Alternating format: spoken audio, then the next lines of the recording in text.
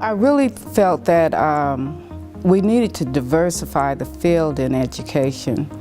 I knew that coming from the Saginaw public school system, we needed to diversify the teaching force there.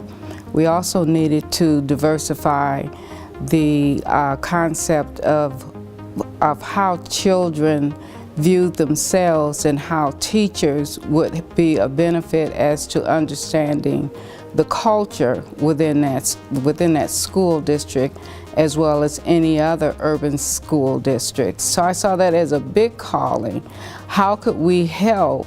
How could we bring on board the community schools to develop a partnership with them as far as our pre-service teachers, as well as our graduate students who also needed support in understanding the cultures within these school districts that we were surrounded by.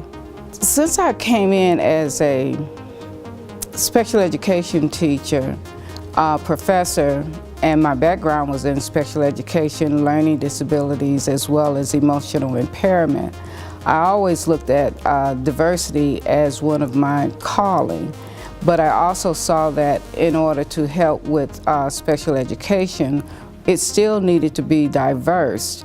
And I saw that being able to diversify the field of special education, as well as this big need for diversifying the field of education as a whole, was a calling for me.